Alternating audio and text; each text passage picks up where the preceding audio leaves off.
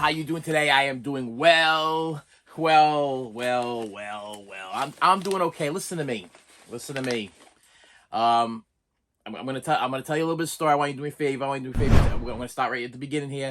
Hit the subscribe button. This is what I do on this channel. I get packages in the mail that I have to open and show you what I got and tell you the stories behind them. But then I also got some stories to tell you about my life. Okay, and I'm gonna tell you.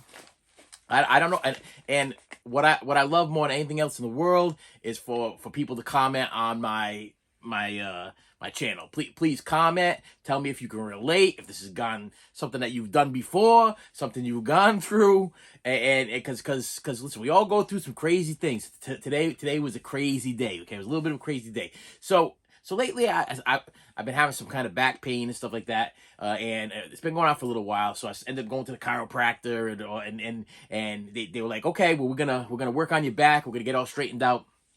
But but what happened was that the insurance only covers a certain amount of thing, and then they wanted like a co-payment every time I went to go see them. And I was like, listen, I'm not working right now. I can't afford to be giving you guys $30 every time I go visit you. Like, we want to see you twice. We want to see you. I went there the first time, and I guess the first time was like a freebie or whatever, so they could check out and see what the problem is. And the lady was really nice, did a really good job. I left there, I felt very, very relaxed. My back felt good. I've been getting like back pain. It goes into my neck and then into my right arm and into my thumb. It's like pins and needles. It's been sucking. It's been sucking really bad. You done messed up. But so I go there the first time, and she did whatever she did, and I left there, and I was like, oh, for a day I felt good. La la la. That's what I'm talking about. Wow. But then she's like, then you got to keep coming back, and I'm gonna keep showing you different things to do. Like so it's like, it's almost like a car salesman or some kind of dealer or something, like a drug dealer. Like they give you a drug deal. That's what it was kind of like a drug deal. Okay, they give you like a little taste. Okay, and yeah, try some of my stuff. You know, and you try a little bit of their stuff, and then they're like, now you got to come back for more, and you need to come back for more because you're in pain and you want to relieve the pain. So yeah, you're gonna go back for more. But if you can't afford it, then you start robbing houses. No, I don't know. Listen, I don't know what your situation is, but I'm just saying that in general, if you're a drug addict and you need your fix, you find a way to do it. Well, my back's been killing me, so I haven't been getting very, very much sleep lately. I've been having a lot of sleepless nights and been in a lot of pain. And for some reason, I dream every night of probably one of the worst jobs I've ever had in my life. Probably this was the job that I had. I used to drive for a while. I worked for a company that used to print camouflage material. Okay, this is a lot of good people there, but there was a lot of bad people there too. Okay, there was a lot of real messed up people that just love messing with you. You know, listen, I know that I'm dealing with my crowd is a group around my age. I know you've dealt with this kind of lifestyle before, where you had these bosses that just rode you. They rode you, and they had their favorites, and they little kiss ups and everything, and they had their favorites, and they would treat these people like gold. But if you were not their favorite, you were not doing what you wanted them to do, and what they wanted you to do, you weren't working the overtime. And you weren't listen, I was a hard worker. I did what I was supposed to do. I was good at what I was doing, but I didn't want to work any overtime. I was a family man, all about my family. Listen, I had 4 children. Okay, I had a wife. I missed them. Okay, I wanted to spend time with them. I didn't want to. Listen, it was bad enough I was working like 12-hour shifts Monday through Friday. When it came time for Saturday and Sunday, no, I don't want to work Saturday and Sunday. No, I don't want to work 12-hour shifts. No, I don't want to work a double. No, listen. The only double I want is from McDonald's. That's what I want. I want a McDouble. Okay, I never wanted to work a double shift, but I would do it at Christmas time for my kids. I would work double shifts. I would work 12-hour shifts. Listen, it sucked. It kind of sucked, and now it's become like a nightmare of mine. Like I have dreams of this place recently, and it's an every night thing. It's like I used to work third shift, which is kind of odd and ironic and weird because I used to work third shift, so I would take care of my children all day. My wife would work first shift. I'd take care of my children all day. She would come home around 7, 8 o'clock at night, and I'd have to be at work for I'd have to leave the house at 10:30 to be there for 10:45. So I would get like 2 hours sleep, 3 hours sleep tops.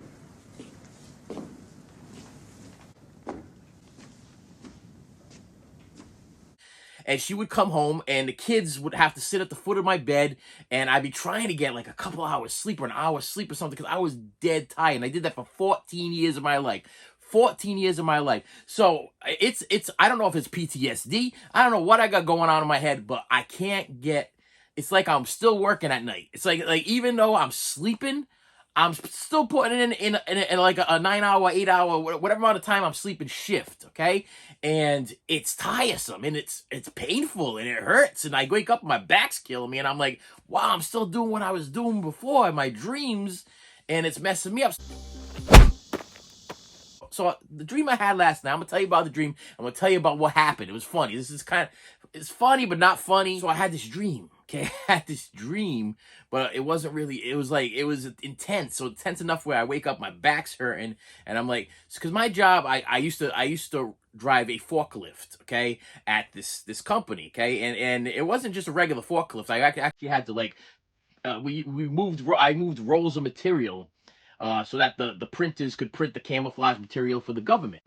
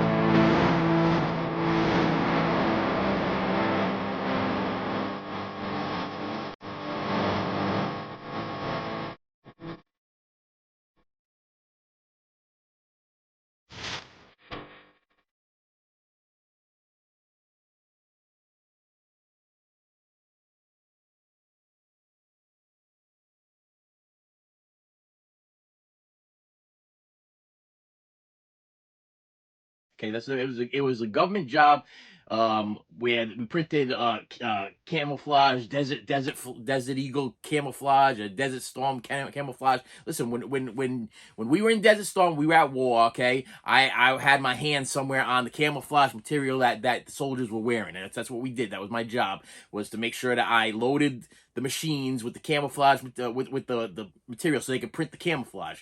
And for a while before that, I worked on the wash machine where it was just, and when I say wash machine, it wasn't like a wash machine like we remember. This is a big long thing. This is a big long process with, it was like a washer to cans, the drying cans. It was a big thing. And I did this for 14 years and it was tiresome. It took a toll on me. So anyway, so I keep having these reoccurring dreams that I'm still working there. Okay, so last night I'm gonna tell you about the dream and I'm gonna tell you what happened. So I had a dream last night that I'm at the place and I can't find my time card. Okay, now this was a reoccurring thing with me because I had bosses that would mess with me and I also had employees that would mess with me. Okay, and sometimes they would hide your time card. And the problem is, if you can't find your time card when you get into work, then you're late. Okay, if you don't punch in, you don't get paid, and then you have to argue with your boss about how you were there on time or what time you were at, whatever. This was a thing that used to happen to me all the time because some of these people were just jerks and they would hide your time card. They would take your time card and put it behind somebody else's time card, or I tried to, on Monday when you went in, you take your time card, you put it in a certain spot, and that's where the spot it should be for the whole week because you punch in and you punch out. But some people be messing with you and they move your time card. And I think it was one of the bosses because every once in a while, what would happen is, like, usually on a Friday, the bosses, or Thursdays or whatever, I think it was a Thursday, the bosses would have to do the time cards and they would pull the time cards down and they would put all the information in or whatever. Then they return the time cards, but they never return them back to your spot. They return them to a different spot because they didn't memorize where you kept punching in all week. And I had a boss that was just, I'm pretty sure he was messing with me.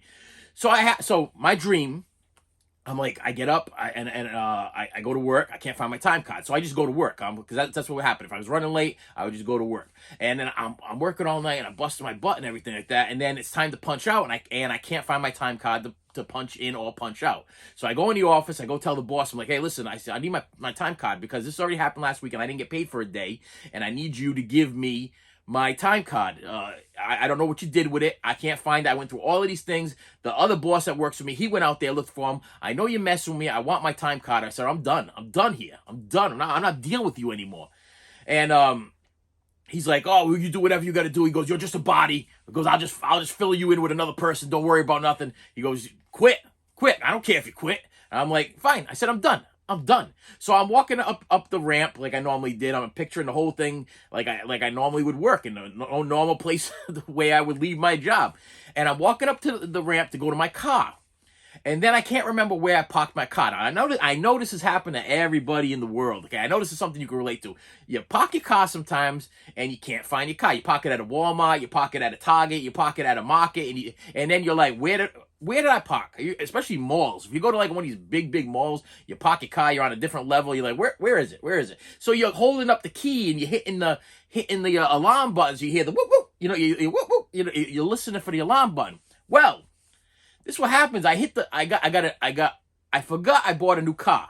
Okay, I forgot I bought a new car. It was this really beautiful red sports car. Okay, it almost reminded me of like an IROC Z, like back in the day. But this thing was like cherry red. It was beautiful, and I hit the whoop whoop button, and by mistake, I transformed the car into a little old man in a fetal position. Okay, so the little old man's all crunched up on the ground, and it's in a fetal position. I'm like, what's going on? So I'm like, whoop whoop. Now I'm hitting all. There's like 5, 6, 7 buttons on this keychain ring thing here, and every time I hit a button, all I'm doing is making the little old man more angry. He's getting more and more angry at me. He's twitching. He's like, and he's like crying. And listen, it was a terrible thing.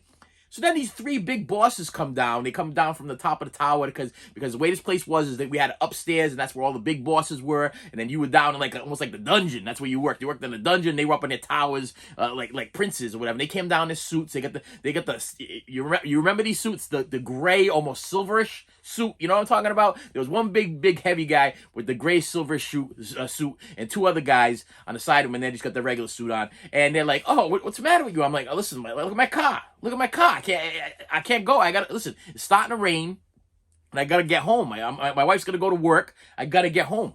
And they're like, "Oh, you got a new car?" I'm like, "Yeah, I got a new car." I said, and I hit the wrong button or something. I don't know what's going on. And I transformed it into crying little old man mode, and now I can't get my car back into car mode. And they're like, "Oh, it's because you put it on weapon mode. That's why." And I'm like, weapon mode? They're like, "Let me see your key." And they're laughing at me. They're laughing at me because I'm stupid because I got my new car and I don't know how to work my new car. Listen, I thought I still had my van. Okay, I thought I was still driving in a van. Okay, and I forgot I bought the new car, and it was a new car. I wasn't familiar with the workings of the new car. I didn't know it was that if you hit the wrong button, you transform it into fetal position, crying little old man mode. And then so then they're laughing at me, and they hit the button, and all of a sudden the old man pops up. Whoop. And he's like perfectly straight, and then they hit another button, and then they hit another button, and it transformed back into my car. And so I drive home, and I wake up. Okay, so what I decided to do was to send a message. Now this is the real world. Okay, it's not now. I'm done with dream world. Now I'm done with dream world. Okay, this was my total dream. Okay, and I decided to send my wife and my 2 daughters the message as if I was still like it was real. Okay, like it was a real thing. Now listen, I know what you're saying, buddy. You need some help. Okay, this is not normal. Maybe it's not normal behavior. If you've ever done anything like this before, comment. Maybe I got a little bit too much time on my hands. Maybe something going on. But so I sent my wife this message. Listen. I'm gonna get the message over here, so I'll be looking this way a little bit so I can send you a message. Okay, so I send my back is killing me. Got into a big fight with Tony last night. I don't want to go back. I couldn't find my time card. This is already the 2nd day. I think someone is messing with me. If I can't punch out, I can't get paid. They already screwed me for a day last week. I can't deal with this anymore. I know it's close to Christmas, and I have an appointment for a new tattoo, and that was also another part of it. I was all stressed out in the dream as I was walking to my car because I just quit my job, and I had an appointment for a new tattoo, and it was close to Christmas time. Okay, so I'm sorry I forgot that part. I left that part out as I was walking to my imaginary car that transforms into a little old man into fetal position. Okay, I'm sorry I left that part out. Okay, all right, where was I? Wait, Christmas, a new tattoo, and I said, you could just forget it, just cancel the appointment. Then I forgot where I parked my car in the parking lot. So I walked around holding up the clicker. I don't know. I don't know how this new car key works.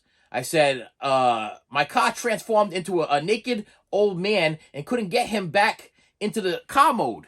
Some of the big bosses had to help me. Guess I had it on weapon setting. I'm not going back. I'm not going back to the job. Okay, and then I said the other boss stuck up for me, and then my wife sends me her response was this your dream? Okay, that was the wife's response. Was this your dream? I also sent this message to my two daughters, and one of my daughters was like, was this a dream? Okay, so I decided, you know what, I'm gonna keep rolling with it. Okay, I'm gonna keep rolling with it. I'm scrolling up here so I can read the whole thing. I put, no, I just got home. It's raining and it took forever. He just kept going into fetal position. One of the three bosses got him back into car mode. That's why I'm so late. Okay. So, the wife, and my daughters, here's the part where you comment about my situation now. I'm reading off of my tablet, by the way. That was a direct message, and all I did is copy and paste to my other two daughters, and it's funny, but it's not funny. Okay, so I guess my daughter, this is my oldest daughter, being like, she's just a sweetheart, and then my I didn't send a message to my youngest daughter because we'd be having some issues, okay, and I didn't, and sometimes she has some anxiety and stuff, and I didn't want to give her anxiety, so I knew what I was doing. I was just trying to see how long they would roll with it, you know. I want to see how long they would roll with going along with my dream, like I just got out of work and this really, I mean, like this really happened, and my oldest daughter, she goes into some kind of panic mode, starts calling people to pray for me. Okay, she's contacting her. I think she contacted her husband. She contacted my wife. My middle daughter, she starts crying. She gets really upset. She's worried about me. She thought that I took too much medication. She's like, Dad took too much medication, and he might be ODing, or I'm losing my mind, or something going on. My wife thought I was having like the onset of dementia or something. Okay, so listen, so it's not funny. It's not funny. I feel bad. Now I feel bad. Okay, because my daughter, she left work to come see me. My wife, she had her boss down and big bosses and everything. She hops in her car and she tells them something going on with my husband. She hops in her car and she's speeding, crying to come see if I'm okay. My other daughter is messaging everybody in the family that she could possibly message, telling them to pray for me, okay? My son, he's working. He's doing yard work with my son-in-law, and I didn't want to mess him up, so I sent him a message right away just saying, listen, this was just a dream. You keep working. I don't know. So my wife FaceTimes me. She's driving. She's on the highway. I could tell she's driving fast. She's crying. There's tears rolling out of her eyes. She's like, are you okay? And I'm like, I'm fine. She's like, what's the matter with you? I'm like, I had a dream. She goes, you had a dream? She goes, I thought you were losing your mind. She goes, your daughter was coming home. I was afraid that she was going to come home and be alone with you and you were going crazy. She thinks you're on drugs and that you're hallucinating. You're having hallucinogens or something like that. And she was all worried about you. She's crying. She left. Your other daughter, she's messaging her husband and everybody else she can message, telling them to pray for you, but please pray for my daddy. There's something wrong with him and everything like that. You've done messed everybody up, and I laughed, but then I was like, I'm sorry. I'm like, listen, you guys have been with me for forever. You should know me by now. You should know that I'm not right in the head. You should know that. I just wanted to see how long you guys would roll with it. I mean, if you would have FaceTimed me right away, then I would have just laughed, and I would have been like, it was just a dream. I just have no dreams again. Yeah, but I've been having these same reoccurring kind of dreams like this, because that you're probably laughing, and you're probably like, wow, you're a real jerk. And I kind of feel a little bit like a jerk. I mean, I will tell you, I did text them back, and I texted them, and this is no disrespect that people have dementia, but I texted them back, and I'm like, it does make me feel good as a dad and a husband to know how amazing my family is, and that, and if I ever do get on the onset of dementia and I start actually losing my mind somewhere in the house all by myself, and I start texting you these things, that you guys are all in my back. I promise I won't do it again. I don't want to be like this boy that cries wolf thing. I'm gonna do this again and mess you guys up. But the fact that they all just dropped what they were doing and like flying to my rescue. My wife's like, I didn't want your daughter to be alone with you if you were going through dementia, and she was all worried about you because she knows you're on the medication, your back's been hurting. She thought you might have took too much medication and you might have been hallucinating or something. And listen, it became a whole thing this morning, and of course, this channel's all about me sharing with you. This is something that really happened. Listen, I used to work for a long time at that mill, for 14 years at that mill, and my regular boss, the guy that wasn't always messing with me, he was a good guy. And I worked with this other guy, and they would constantly tell me, listen, your life is like a sitcom. You should make a sitcom out of your life because the things that go on are just not normal. Now, if you've been watching this channel for a long time, if you haven't been watching this channel for a long time, it's time for you to hit that subscribe button, hit that bell, and start getting a little bit involved, because this is a relationship we have over here. We have I don't call this this isn't just a regular channel. I'm interacting with you. I want you to interact with me. We go back and forth. I show you the things I buy. I share with you toys and movies and music and whatever it might be, and big things that drop and everything. But I'm trying to have like a friendship. It's like a relationship, okay? I don't want you. Listen, I'm a very lonely dude, okay? I like to be alone, okay? I like to be left alone. I had a long, struggling, tough life, okay? And I've been through a lot of crazy stuff. So yes, my life is like a sitcom. That I worked at that place for 14 years. It was a sweatshop, okay? My son tells me, he's like, hey, I'm working outside today. It's like 100 something. Listen, they used to put me in a harness and a one suit, like a cleaning suit, whatever, and stick me in a dryer, okay?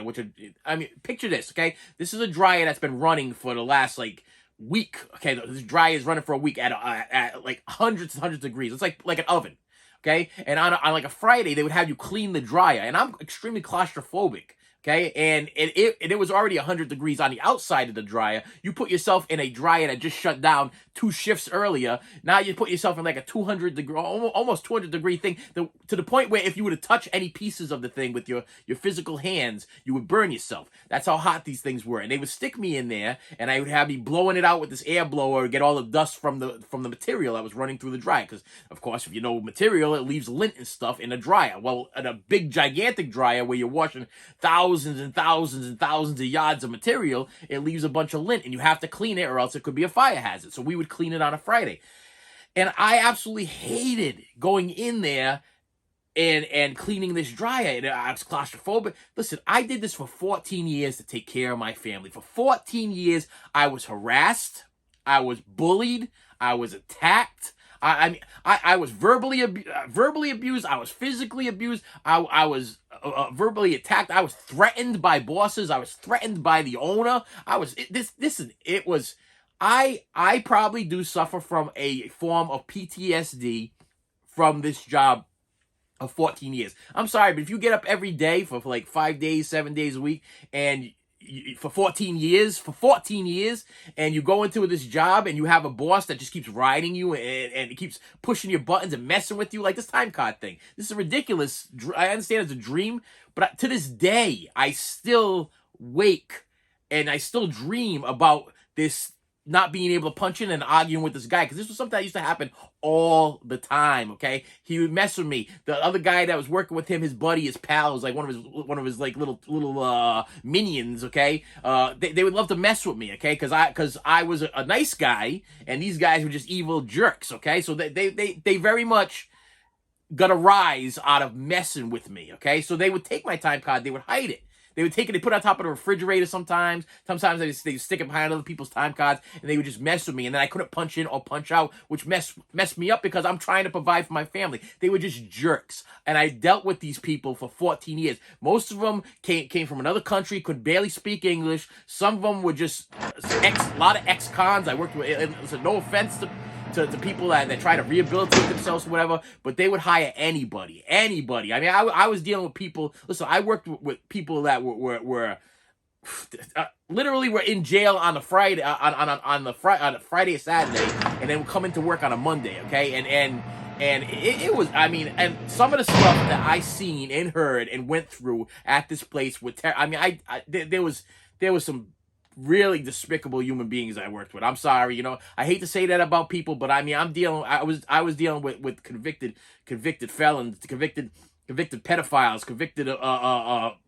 wife spousal abuse, and it was bad. I mean, it was a real bad place with a lot of bad people. And for some reason, I got blessed with being dumped in this hell, and it felt like hell because it was hot. It was hot like hell, and the people in there were just evil, mean people. I mean, we had a couple of lights. There was a couple of bright lights in the place. A couple of really good people in there. A handful of good-hearted people, but the bulk of them evil, mean spirited, angry, working 7 days a week. I don't care about my family. I don't care about nothing but money. I don't care about you. I'll cut your throat for a dime. That no word of a lie.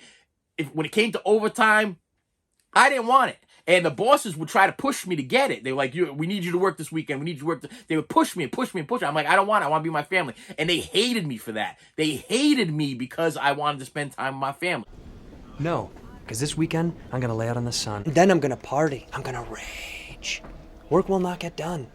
Won't even be considered. They like, well, Christmas is coming. I know you need the money. Well, listen, we all need money, but you know what? Time to me was precious, and I was, to me, this is where I've always been. Time is very precious to me, and time spent with my family is more important than money. And so it's just the way it is. It's more important than money. Money. Listen, people make money every single day. You can't make time come back. You lose time, okay? You lose time with your family. Your kids grow up. Your wife, she gets older. You get older. I start to get back pains, okay? I didn't have back pains when I was a teenager. I didn't have back pain. I think about it now. I'm like, wow, when I was like 7, 8 years old, I was just running around having fun. I can't run no more without gasping for air.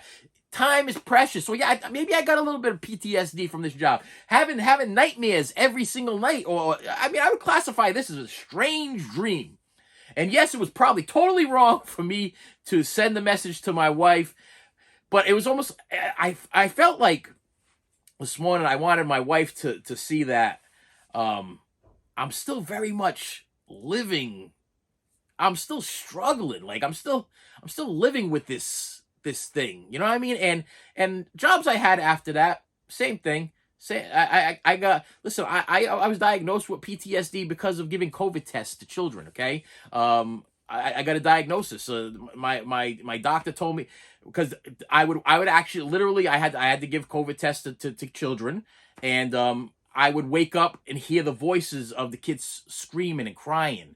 Okay, and it was taking a toll on me, like really, really bad. And the funny thing is, I went to the doctors, and the doctor I ended up getting. Listen, this is why I believe in signs. I believe that everything happens for a reason. Everything happens for a reason. I got this doctor, and she told me that she was a pediatrician. And the reason why she stopped being a pediatrician and moved on to becoming an adult doctor was because she didn't like to give the test to kids. And I would muddle through the day of giving these things, but the thoughts and the visions and the crying, it never escaped. And then I got this.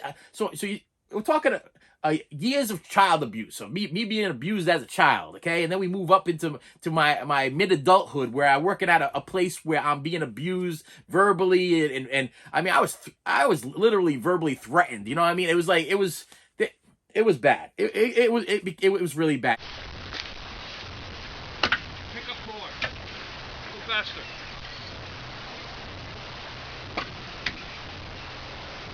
You should have this picked up by now. Let's go, pick it up, let's go, pick up the pace, pick it up.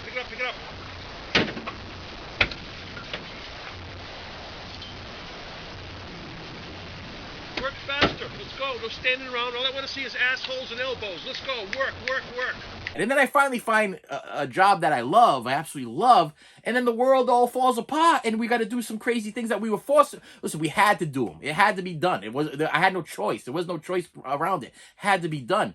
But it really took a toll on me because listen, you're dealing with a guy right here that has a lot of passion. I got a lot of passion, especially when it comes to my job. Listen, I was a preschool teacher, and I loved being a preschool teacher. I absolutely loved it. I loved the parents. I loved dealing with the parents. I loved dealing with their situations and what they were going through. I have 4 kids. I have 4 children. I got 3 girls and 1 boy, and I went through a lot, and I struggled a lot growing up, and I felt like that was the tools. That was the tools that I was being given by God to help these people out. That's what these are the tools that I was given.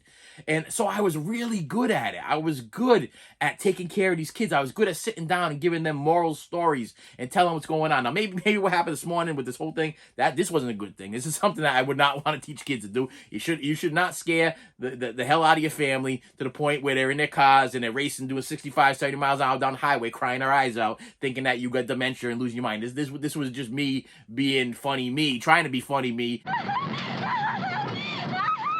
but not realizing that my family were going to take me seriously. But I spent almost 10 years between teaching catechism preschool and teaching regular preschool, and I would want to give these kids all the love and attention that I possibly could. And then when it came to the point where I had to start testing and giving and going through, it busted me up. It broke something in me. It broke something in me. Okay, it broke something in me, and the fact that I have so much from this channel. Okay, from the editing process to everything that I do in this channel to the job that I had taking care of children, I got passion. Okay, if I got passion for something, I don't give 100%. I give 120%. I give all my time, all my mind, all my heart, all my body, all my soul. I give everything I possibly can, and that's what I used to do when I was teaching preschool. I gave everything, and then I felt like I reached a point where I couldn't give it anymore. Like there's something was holding me back from doing my job. Something was holding me back. There was just lack of something, okay? And I was like, I just can't do it no more. I can't do it no more. I've become a teacher, and now I'm a nurse, and now I'm having nightmares, and I'm hearing screaming children in my dreams, and I'm struggling, and I'm looking at these kids, and I'm looking at these parents, and they're scared, and they're confused, and I couldn't do it no more. It beat me to the point, and I left. I left the job, and I'll tell you, to this day, I still look around sometimes, and I'm like, I don't regret leaving the job. I don't regret leaving it, but I don't understand sometimes. Like I know someday I'm gonna go back and do what I was doing before, because I was just given a gift to entertain children. The itsy bitsy spider fell off the house again.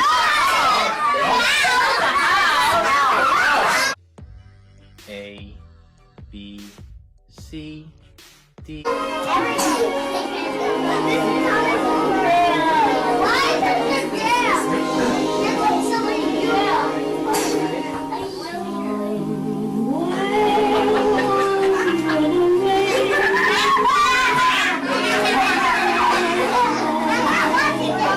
And we make sure that we are keeping our hands away from our face, our mouth, and our eyes, because this nasty germ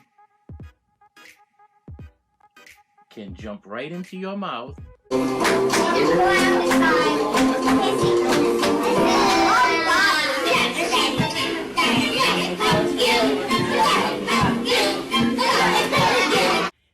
This is called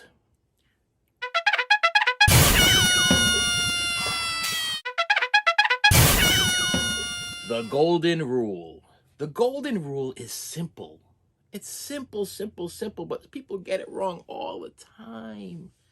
And I don't want you to get it wrong, because I want you to grow up to be smart people, to be good people, to be happy people, to be caring people.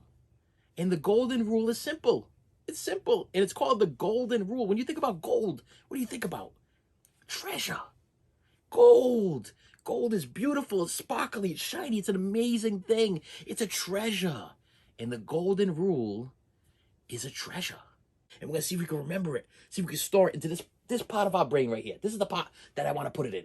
Okay? I don't want to put it over here, because what's over here, my video games and my TV and my toys, those are all over here. But this is the part that we use right here, that we store things that we need later on in life. and we don't know that we're gonna need them. We don't know that we're gonna need them. But then all of a sudden, I needed to know that. That was important. Oh my goodness. I remember that. I need to use that. So this is it. This is not a secret. You can share this with your friends. You could tell mommy and daddy about this. It's not a secret, okay? And if more people know about it, good things could happen to more people. You don't have to go around being upset and angry all the time if you live by the golden rule. Maybe that was a little bit over the top. Okay, the golden rule is do unto others as you would have done unto you.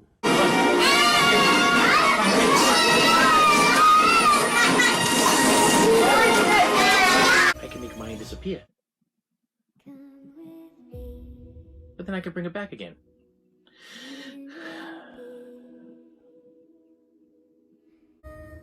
I want you to make one too. Use your imagination. Think really, really hard. Others. Okay, so you want to treat people, okay? You want to treat people the way you want to be treated. If you want to be treated bad, then you treat people bad, and they're going to treat you bad. But if you want to be treated good, you treat people good, and you will be treated good. How do you feel when a friend makes fun of you? How do you feel when a friend is mean to you and doesn't want to share their toys? How do you feel when you get yelled at or hit or hurt in some way? How do you feel? Does it make you feel good? Does it make your heart feel good inside? No, no, no. It's sad. And he's super, super sad.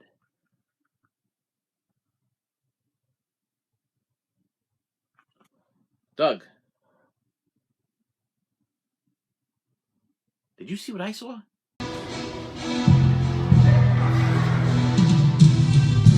I was given a gift to entertain people. I don't know. I think you guys find me entertaining. I got over 75,000 views. Okay, 75,000 people are watching me. You might not be hitting the subscribe button, but over 75,000 people are watching these videos. So I must be entertaining somebody. So the fact that I can sit down for over 2 hours in the morning and entertain children with puppets or music or singing or reading or whatever I had to do for over 2 hours every morning to 3 to 5 year olds. Okay, you try to you anybody here that has children, you try to entertain straight for 2 hours straight, keeping kids in their pretzel style position with their legs crossed or whatever for almost 2 hours, if not 2 hours or later. Okay, you try keeping 3 to 5 year olds sitting still for that amount of time.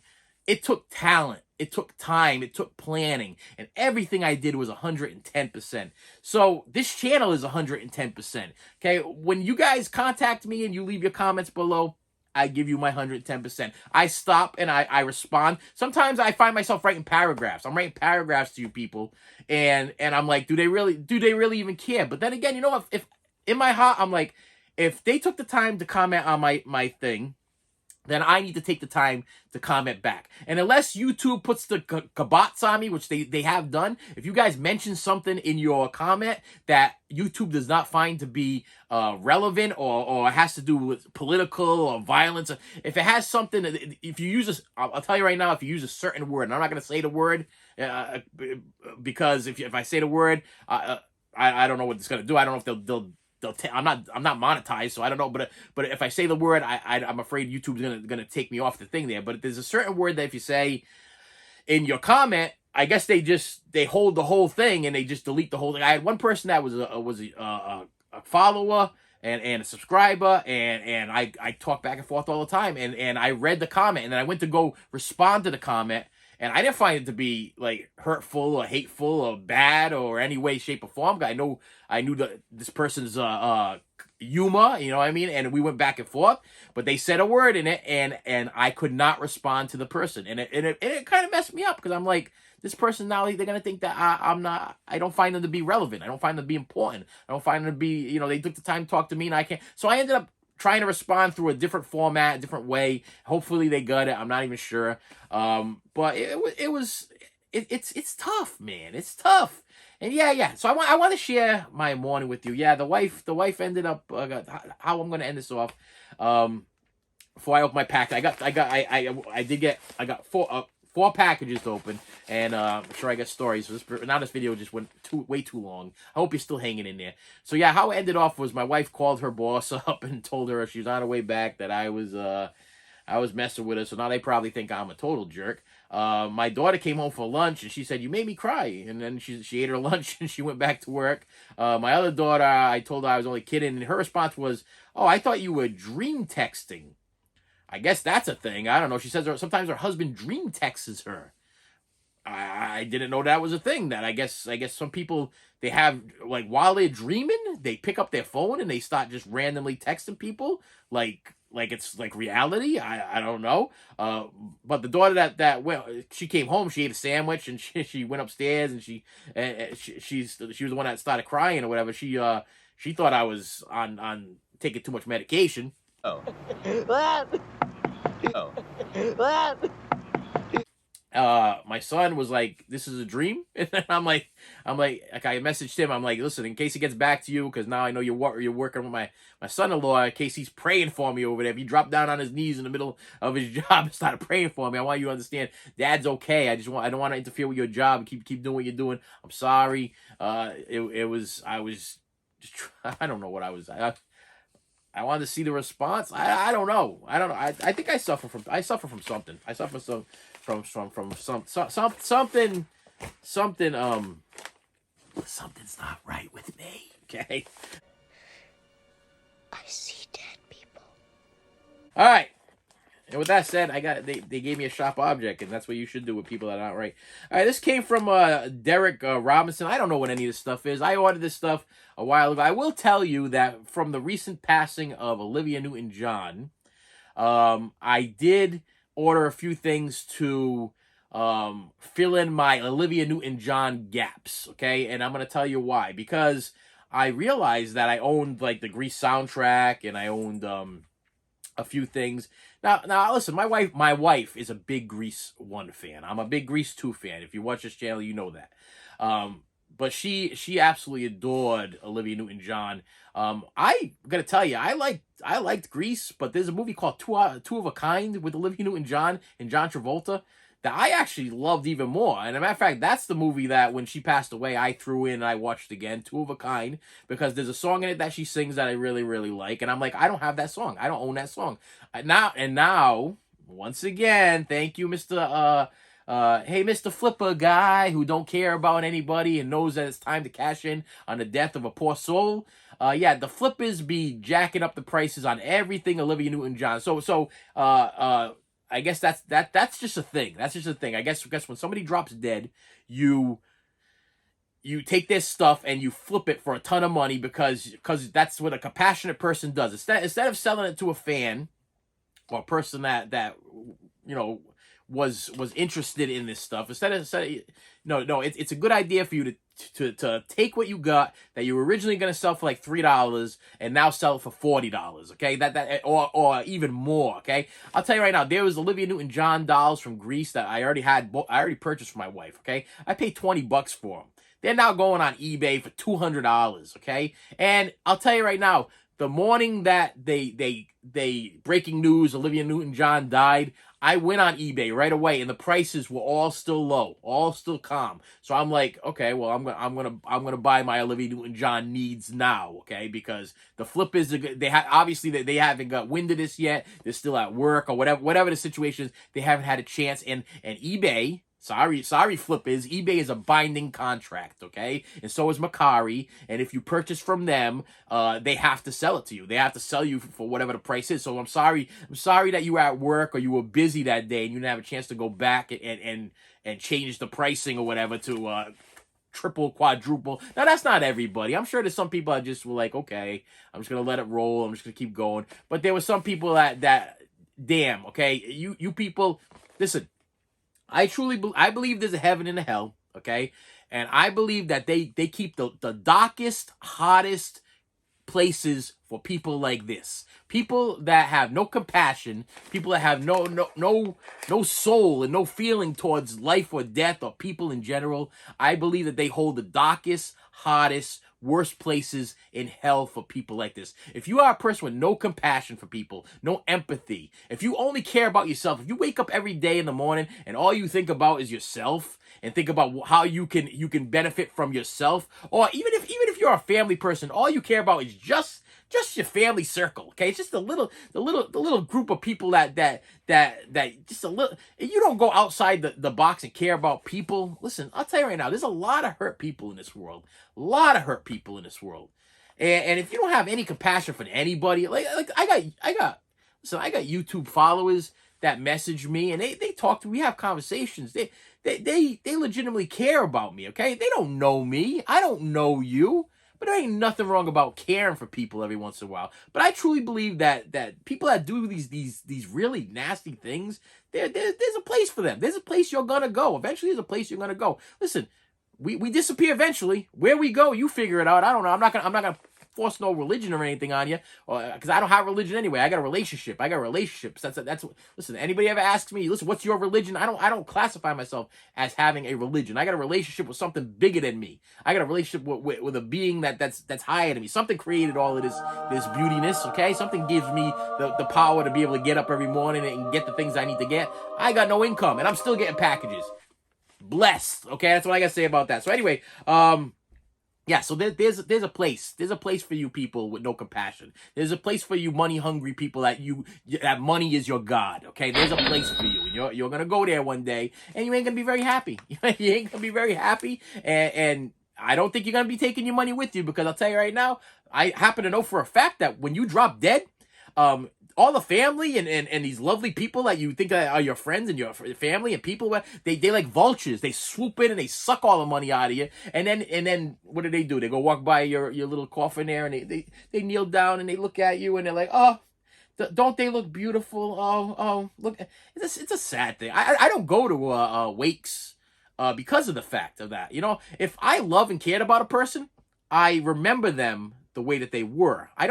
This might be a straight. I'm really going off to whatever. I'm having one of these days, but I'm a strong believer in you. You love people when they're alive. You care about people when they're alive. You show them your affection and tears and heartbreak and laughter when you're alive. Okay, you don't wait till they drop dead and then kneel down in front of them and then you start breaking down and you're like, oh, I feel so bad, but they look so beautiful. Listen, you should have took them out to eat. You should have went and spent some time with them. You should have went and did. If you're that heartbroken over their death, you should have been as much in love with them when they were alive.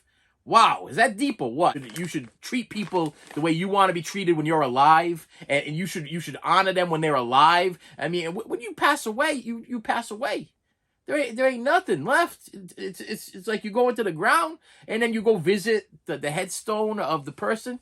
Listen, the person should live inside of you every day. The laughter, you should remember them for the laughter and the love and the things that they did for you.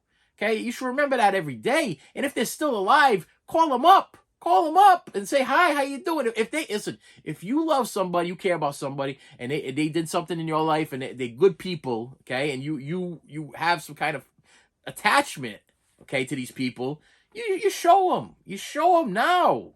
You don't just abandon people and forget about people, and then when it's convenient for you. I know what I love. I know you guys like. You know what I love? I love when people tell me, I haven't heard from you in a while. You haven't called me in a while. You haven't texted me in a while. Well, my friends, last time I checked, the phones work both ways. The text system works both ways. I'm very OCD. If you text me and there's a little red light, if you comment on something and I get a little red light on my phone, I have to respond. It bothers me not to respond. But other people, they'll just leave you unread. They'll just go on with their life. They're too busy for you. They're too busy. But then when you drop dead, okay, they're gonna be the ones kneeling down and crying over your coffin the most. And you know why? You know why they're crying? And they ain't crying because they love and they miss you. They're crying out of guilt. Okay, a lot of the tears, I feel, this is my opinion. This is my opinion. Wow, I'm really this is my opinion. I think a lot of tears that we have for people that pass away are out of guilt that we didn't do more for them when they were alive. I'm sorry. My grandmother, who was like everything to me. Okay, this lady was like everything. Okay, I didn't cry at her funeral. I laughed. I sat in the front row. I went in. I kneeled down. I didn't kneel down. I was younger. I kneeled down, and I remember kneeling down and praying and looking at her and everything. And this was the first funeral I went to. Actually, this is the second one. So I've only been to two. I've only been to two family people wakes my whole life. Okay, wakes. My whole life. I'm in my 40s too, because I don't go because I went because of my grandmother. And I went because I was young. And I remember kneeling down, and they were like, "You got to pray." So I mean, you as a kid that age, you only know the prayers that they taught you when you were in church or whatever, or Catholic prayers or whatever. So I'm just saying a prayer, but I'm looking at her, and all kept going through my head is, this isn't how I remember my grandmother. This is how I remember her. I remember her being funny and laughing and running around and doing crazy things and swearing. And my grandmother was a hot something. She was funny. She had personality. She was crazy like me. Okay, she was crazy like me, but she had a big heart. This woman, I'm telling you right now, it's so difficult to explain, but she swore like a truck driver. I have never seen a woman in their 50s and 60s. I mean, the funny thing is when you're young, you look at everybody like they're old, but she was like I'm gonna be in my 50s soon, so I'm gonna be my grandmother pretty soon. But the funny thing is, not my grandma won't. But the funny thing is, she swore. She would give you the finger. Listen, she was crazy, man. But I'll tell you right now, you mess with her family, she stuck up for you. This lady, she was like 4 foot something. She was small lady. Small, big lady. She wasn't like big, but she was like, for her stature and size, she was a small, kind of hefty woman. And I'll tell you right now, man, she had heart. She was like something I'd never met in my life. I've never seen anything like it before in my life. I've never seen it in a movie. She'd come at you. If you mess with her or her family, whatever, she'd come at you. And the woman had heart. And when it came from when she passed away, I kneeled down, I prayed, and then me and at the time was my uncle's wife, or I don't know if it was a girlfriend or wife at the time. I'm not even know where we were at with or whatever. We sat there, we laughed, we told jokes. We actually front row at the wake. My mother and whatever, they're all in the line. They're doing that cryful walk or whatever. They're shaking hands or thank you for coming. They're doing that normal wake thing.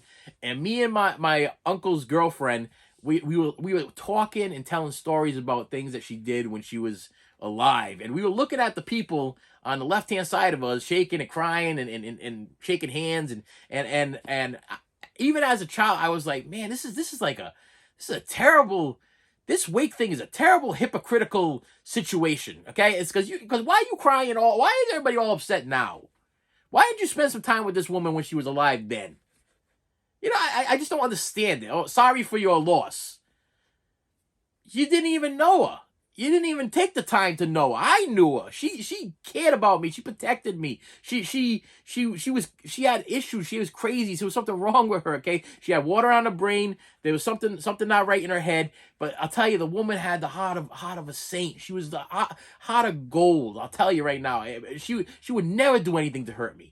Anybody else in this world, she would jam a fork into your head and think nothing about it, okay? But I'll tell you, sometimes I think it was like due to some of the sickness, but she was just a loving, awesome person. And this is why I do the things I do. This is why, you know, I want my kids and people and everybody to realize that if you care about somebody, care about them now. Don't wait until it's all done.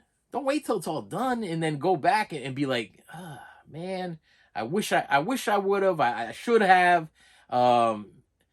Make your memories. Make your memories. I tell you right now, out of every person I've ever that's passed away in my life, every person that's passed away in my life. And I've had a lot of them. There's been a lot of... Me and my wife, we were thinking about our wedding when we got married. And I'd say about 40% of the people that went to our wedding are now dead. Okay, and they came to our wedding and they were family, but I was not close to them. They didn't take the time for me, and I didn't take the time for them. We didn't, it was a mutual thing, like the phone. You know, like we just didn't have time for each other. Time went by, and I'm looking at this thing like 40% of these people are dead. And when I think back about my grandmother, I gotta tell you right now, I got a lot of people that have been in my life, and I think back at a lot of different people, and I don't have good memories. I got bad memories. I got sometimes all you can think about is bad memories. It's really weird, but sometimes they remember some people you run into, like they remember like all these really great things that happened in your life. Oh, you remember we did this? Remember that? I'm like, yeah, I don't remember that, but I remember all the bad things. But when it came to my grandmother, I can't think of one bad thing. Now, one bad thing. Matter of fact, she's the reason I sleep at night. Okay.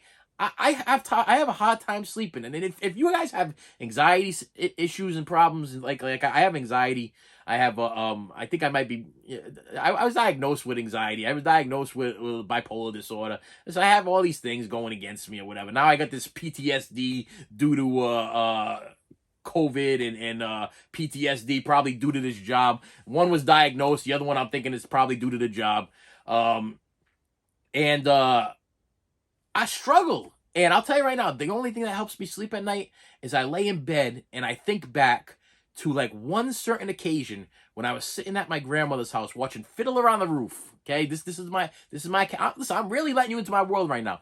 This was my one occasion. She had a little black and white TV at the end of her couch. And if you laid on your belly on the couch and put your head on the arm of the couch, the TV was right in front of you. Okay, and my family members, please vouch for this one, because on the right hand side, I believe there was a chair, but right in front of me. So the couch was over here. There was a chair over here and a little TV right here. And if you laid on your belly and put your head on the couch, and you looked forward, you could see the TV.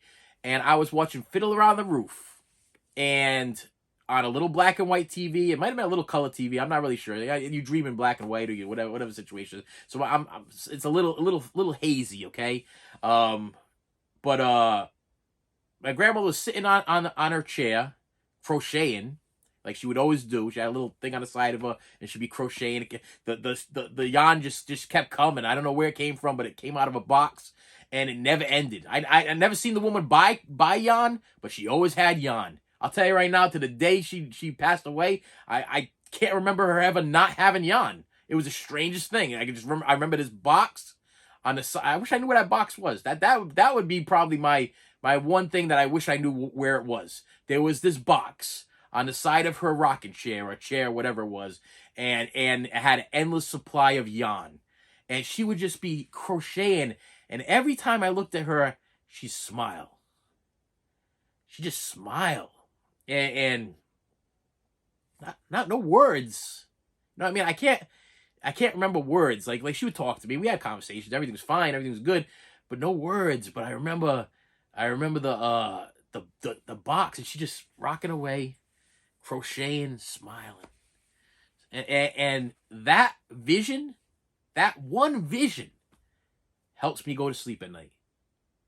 Nothing else works. That's the only peaceful vision that I can come up with in my entire life that makes me sleep, helps me sleep, brings me to a calm place. The only thing in my whole life, nothing else. There's nothing else. Nothing. It's that one vision. I could picture the couch. I could picture the TV. I could picture the chair. I could picture her sitting in the chair. I could picture the stove that was behind her. Not behind her, but behind, because it was space heaters. I remember it like it was yesterday. Even the wallpaper, the weird yellowish wallpaper with the thick wallpaper.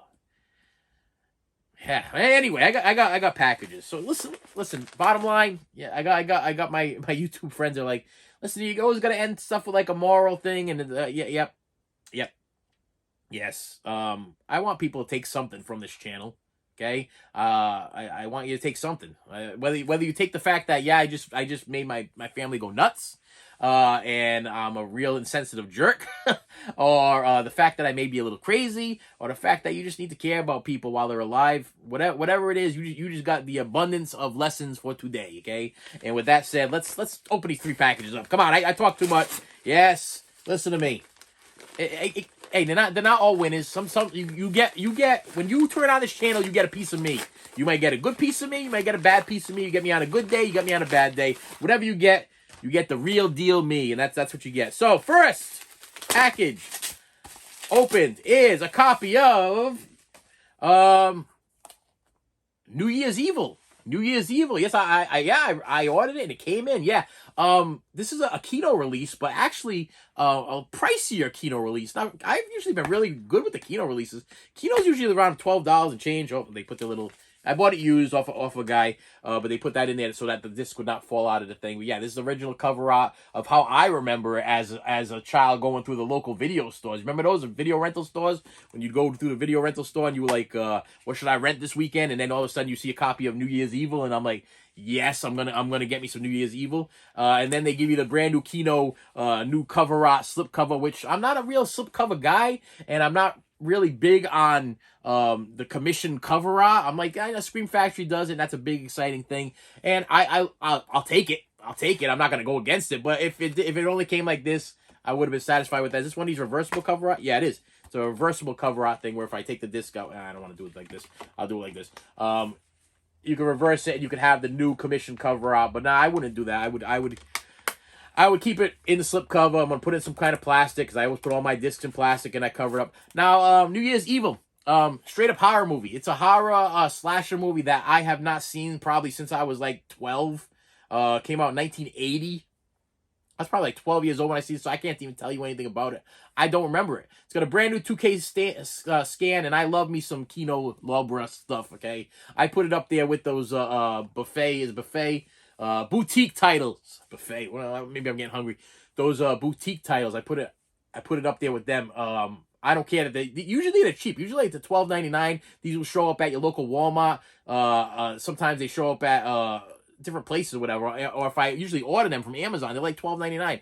But this one was a little bit more pricey. This one was going for like $20 on I want to say it was going for like $20 on Amazon. So I waited and I was like, I'm gonna buy this. I paid $14.99 for it.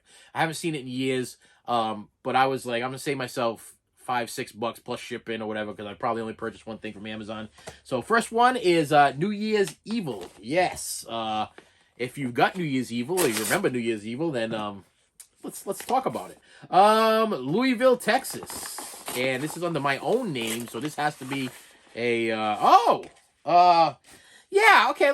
My friends, what's the deal with this? Okay, now this is the brand new Firestarter. I've not seen this yet either. I absolutely love the old Firestarter, the Stephen King, Drew Barrymore one there. Loved it. Love that movie. This is the new one, and I'm like, okay, it's got some Zac Efron in it, right? Am I correct about this? This is the Zac Efron one there.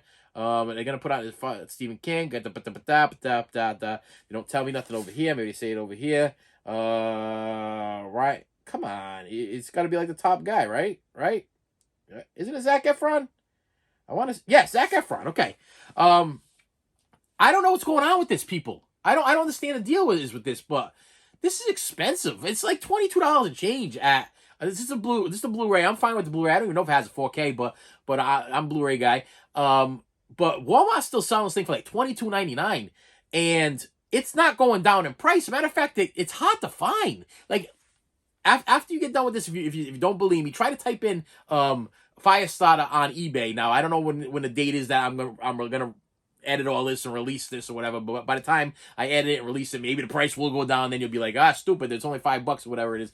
But for some reason the price of this thing is not dropping, and I wanted to see it, and I'm like, I don't want to pay more than $20 for it. To me, I don't like to pay more than $20 for a Blu-ray. I just don't think. I personally, this is just me, okay? This is just me, and you can tell me if this is you. In this day and age with Blu-rays and 4Ks and DVDs, now if you go to your local Walmart, for some reason, the DVD is the same price as the Blu-ray. Don't understand that, because if you buy the Blu-ray, you usually get the Blu-ray DVD combo pack, and it comes with the DVD in it. But sometimes Walmart has different artwork. Like if you get like a Captain America or a Avengers or whatever it is, it'll be different artwork on the DVD cover than is on the Blu-ray cover, than is on the 4K cover, and then they get steel books. I'm not gonna get into all that stuff. You're a collector. That's why you're on this channel. That's why so you know what's going on. But you didn't get much to choose from with Firestarter. You got the DVD, this one right here. You got the DVD and you got the Blu-ray. I don't remember seeing a 4K, but the prices were not dropping. But with me, I'm like, this is the way it should go. I think by this time in this day and age, okay, and I'm not gonna try to be that guy. You know, I'm not the guy I can't stand that complains about prices of everything, because I think this is reasonable and makes sense. Okay, so tell me, comment if this is reasonable to you and makes total sense to you. I'm thinking a DVD nowadays should be $10.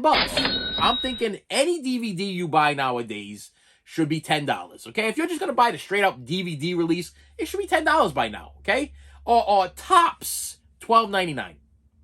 That's in my head. That's the price I see. I don't buy DVDs anymore just for the fact because I get the Blu-ray DVD combo pack and I'm satisfied with it. And if you get the 4K, then it used to be, actually for a while there, it used to be 4K, Blu-ray, and DVD included, okay? And you get all three, and then all of a sudden they were like, oh, let's just get rid of the DVDs because they're obsolete now, and we're just going to have it Blu-ray and 4K and Blu-ray. And what I hate even more is when they release sometimes they release just the Blu-ray with the digital. Where's my DVD? I still want my DVD. Wonder why? Because I still have rooms in this house that just have a DVD player. And sometimes I might want to watch the DVD. And I don't have the Blu-ray player in the room. So I'm like, okay, well, so I like the fact that I have that option of a Blu-ray and a DVD. That makes me happy. As far as 4K go, you want to charge people a ridiculous price for a 4K, it should be 4K, Blu-ray, DVD, and digital. If you're a digital guy, you should get the whole thing in that $28, $34, $40. Listen, 4Ks can be pricey. I don't know which 4K you're trying to grab. But when you go to grab them, I watch this guy all the time, and I absolutely love him. But he picks up a 4K. He's like, oh, $31. That's a good price or whatever. I'm like, no, that's not a good price, because I think it should be $10 for a DVD. This is me. $15 or $15.99 or $16. I'll go as high as $17.99 for a Blu-ray DVD combo pack. I think $17.99 should be the tops for a Blu-ray DVD combo pack. I don't like to purchase any Blu-rays or DVDs brand new off the shelf for any higher than $17.99. Okay, that's just me. So right now I'm at $10 to $12.99 for the DVD standalone, and then the combo pack $17.99 tops for a new release. That's just me. You guys can fight me on this my theory or whatever, but then comes the 4K, and people are all like goo goo gaga for the 4K. I'm thinking the 4K should be $22 tops. Any 4K should be, unless it's a box set or some kind of super special edition where you get like all kinds of extra stuff. I'm thinking any 4K should be $22 or $22.95 tops. Those should, if I own the companies to set the price, that's what it should be. So I was not going to pay $22 and change at Walmart for this title on Blu-ray, because that just didn't make sense to me. To me, that's a 4K price. When I buy my 4Ks, I don't pay any more than $22.95. When I buy my Blu-rays, I don't pay anything more than $17.95, unless, here's my exception, unless it has to do with a boutique title, like a Scream Factory, where there's like a special edition coming out, and I just gotta have it.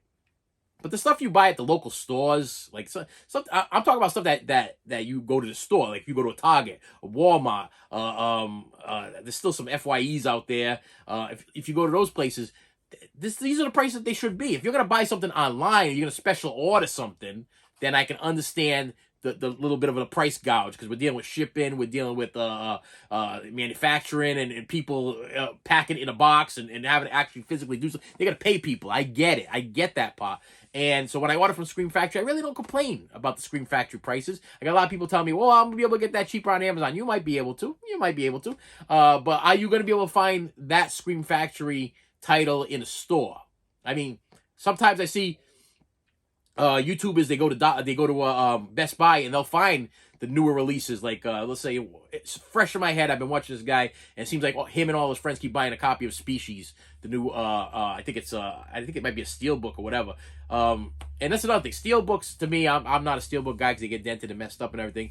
But I think the Steelbook price I think the 4K Steelbook price should be the same price as the 4K.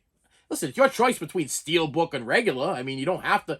I mean, what makes the Steelbook so more special than listen? Are you planning on taking your Steelbooks to the landfill and selling it to some kind of a metal recycle guy later on and sell it by the pound? I don't.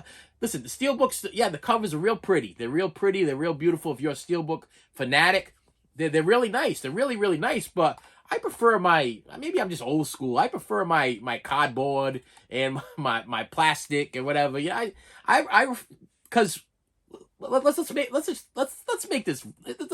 get real here, my friends. If you're a nostalgic guy like I am, when you went to the video rental store, what did you see when you walked into the video rental store? You just saw the covers. You saw the cover.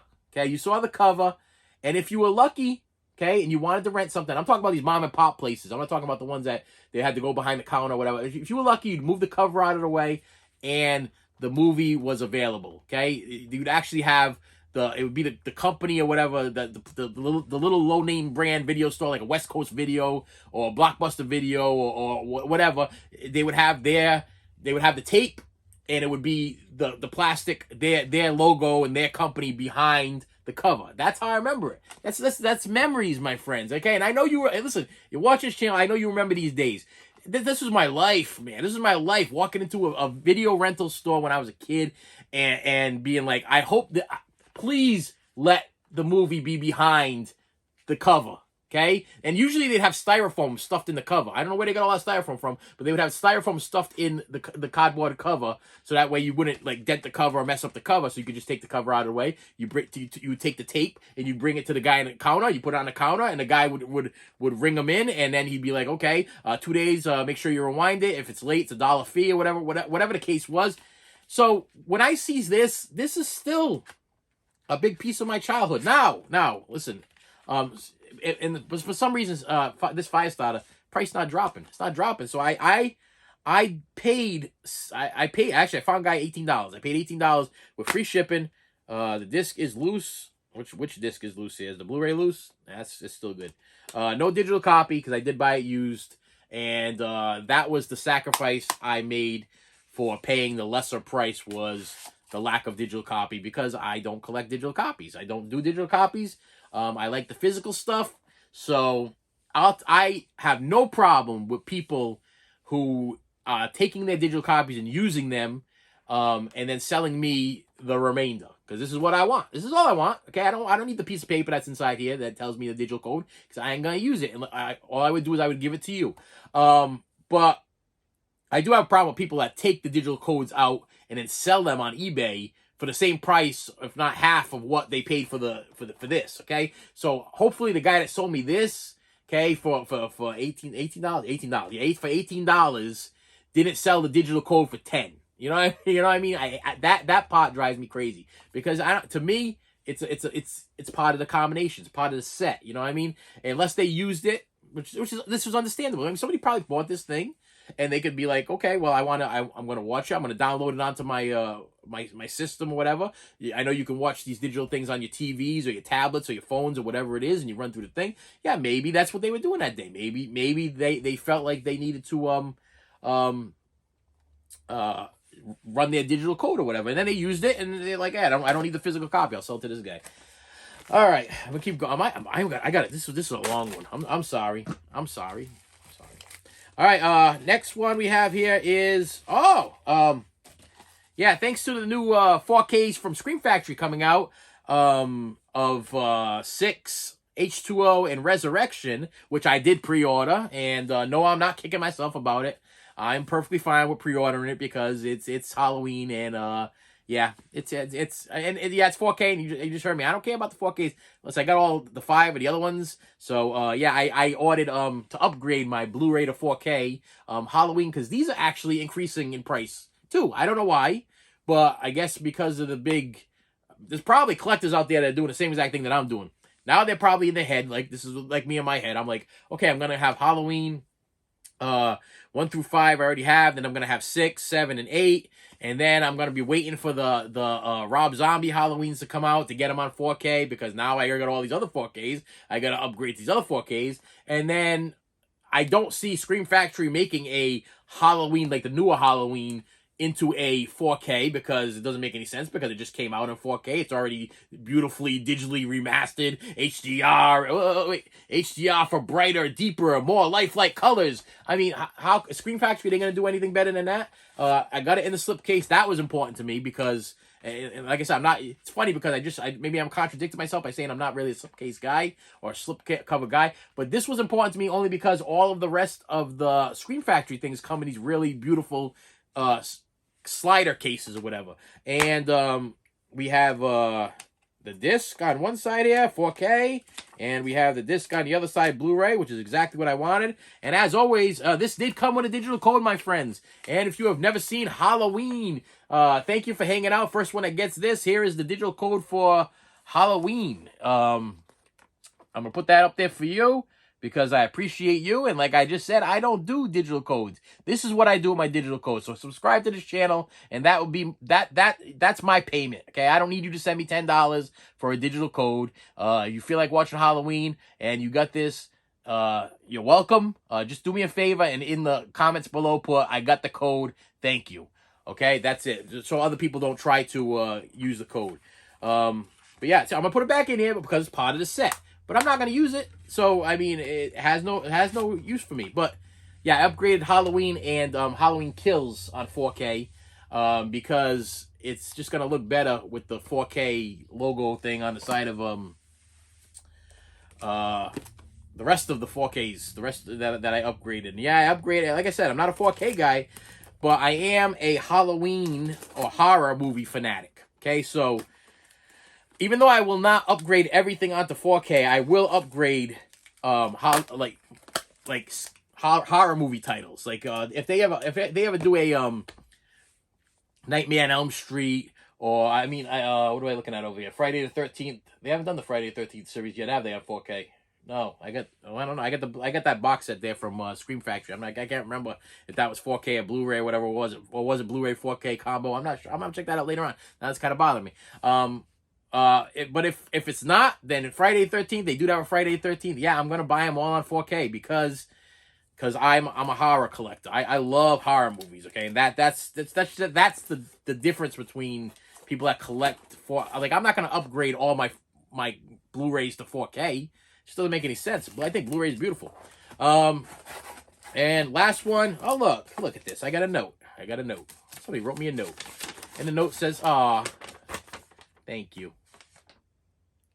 Thank you, AJ. Thank you for oh, you know, is this the, okay, is this the, because this might is, thank you, AJ. So AJ, is that AJ? Oh, does this say AJ, right? Looks like an AJ. But this guy that sent it to me, his name is Arthur, and his last name starts with an R. But it came from like a close to home kind of place there. Bubble wrap.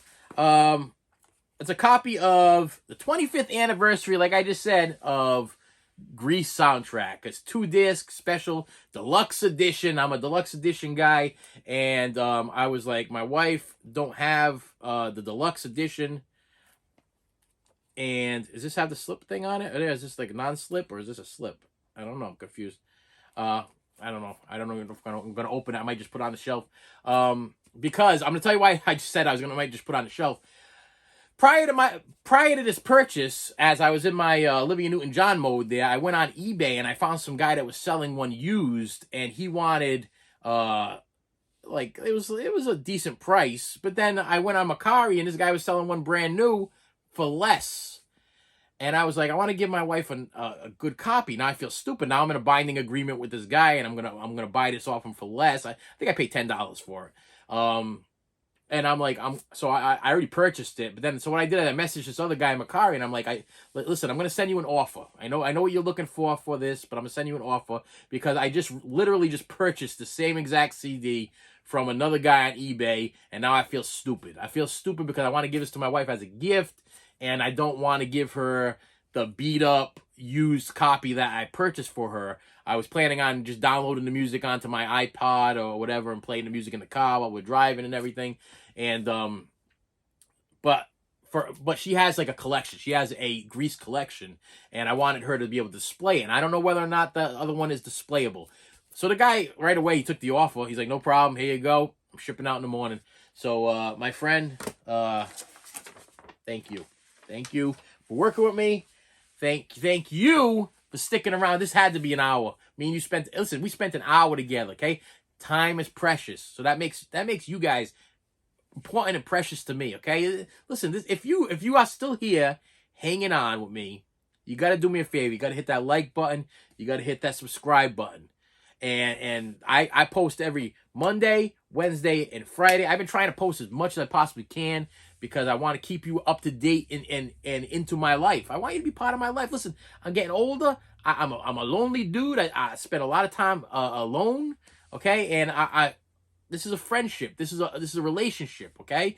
And we go back and forth, okay? Listen, you guys are like my pen pals, okay? You like my pen pals. Back in the day, I remember when I was in like a middle school, or was it middle school? It was middle school or elementary school? Elementary school. They had us write these notes to people, write these little notes, and then we tie them to a balloon. I guess they don't do this nowadays. I wanted to do this with the kids at the school one time. They said we can't do this because it's part of littering or something, or it might hit a bird, or it might fall in the ocean and choke a seal or something. I don't know what the hell the problem is nowadays. But back in the day, we would write these notes, and we would punch the notes with the thing, and we take balloons with helium in them. And I remember as a school, this was a major event. As a school, we went outside and we let the balloons go. We let them go, and we waited to see if somebody would collect them. And what would have is a little note saying, hello, my name is whatever. I want to be your pen pal. I want to see if you get this letter, and we can talk or whatever. And then if somebody found your letter, they would write back to you. And so what would happen is we let the balloons go. It was like the whole school got together. It was an amazing event. It was amazing because the whole school was involved. And we're talking elementary school. So we're talking kindergarten through sixth grade. My school went to 6th grade. Kindergarten through 6th grade. So the whole school was out there. We let these balloons go. It was amazing. I'll never forget. It was an amazing, awesome event. And it was cool because we kids would start getting letters back. They would get letters back. And we let them go. Some we saw got caught in a tree. Someone went up into outer space, and it was like, as a little kid, you were like, you're just staring at the balloon go up into the sky, and you're like, where's it gonna go? Who's gonna get it? I mean, how far can this balloon go? I mean, as a kid, your imagination flying. You know what I mean? Like you just let go of a balloon with your name and address on it, whatever. You can this stuff wouldn't go. This wouldn't float nowadays. Okay, well, balloons would float, but this whole concept, maybe it wouldn't float nowadays because people are so scared of people. People are so afraid of people all the time nowadays. They wouldn't dare give their name and address out to somebody because they'd be afraid of some kind of attacker, or a stalker, or a crazy person again. But back in the day, there's a lot of innocence out there, and this was a great, awesome experience for me. And we let our balloons go, and they just took off to the point where we would just keep staring at the sky, and they eventually just all disappeared. You couldn't see any more balloons whatsoever. And then your little kid imagination would be flying. You're like, wow, man, in my head, I'm like, did this thing go to China? I mean, I remember as a kid going, am I going to get a letter back from a little Chinese boy who got this balloon made it all the way around the world? I mean, the concept in you. Listen, when you're a little kid, I was little. You're probably like, what were you, like 16? No, listen. I was little, okay, when we did this. I want to say maybe I was about 7, 6, or whatever. I don't even know. But I remember watching this balloon go off, and I'm like, maybe this little Chinese kid's gonna get this thing from like around the world, and he's gonna write me a letter back, and I'm gonna get this letter back. We're gonna become pen pals, and it's gonna be fun, and everything. Well, I gotta be honest with you, I never did get a letter back. I never got a letter back, but other kids did. A lot, and every time a kid would get a letter, they bring it into the class, and they would share their letter with the and it would be cool because it was usually, I'm guessing it would be, but parents that would find these letters, and they would give them to their kids to write back. Or here's my next theory: or their parents were just writing letters to make them feel good because they never got a letter back. I don't know. That's the sadder theory of the two, because that sounds like something that I would probably do with my kids. Like I would write because after months and months and months of waiting for a response from a person, from a balloon that you let go of, and you didn't get no, like I would come home every day and I check the mailbox and I'd be like, nope. Check the mailbox, and nope. Check the mailbox, and nope. And listen, this is a parenting thing. I believe a good parent, after a while of your son or daughter being disappointed day after day after day, month after month after month, eventually they might break down, grab themselves a Crayola crayon and write back a hello, this, my name is Shei Shuang from China, and I'm so glad that we can meet together. I got your letter. Yeah. Listen, maybe it's just me, but that's what I would have did with my kids. If my kids were that disappointed for a long period of time, I probably would have wrote them a letter with a Crayola it would have just made their dreams come true. Where am I going with this? So it's pen pals, yeah. So this channel is like my pen pal situation with you guys, okay? It's like I talk to you, you talk back, we communicate back and forth. You see me, I don't see you. That's fine. I'm fine with that. It's okay. All right, I got you. I don't judge you. You probably are judging me, but that's okay. I got nothing against that either. I enjoy your comments. I enjoy everything that this channel has to offer, and if you're sitting here with me this long, so do you. I mean, this hands down has to be my longest one. I had a lot happen this morning. There was a lot happen today. And with that said, my friends, I will see you later.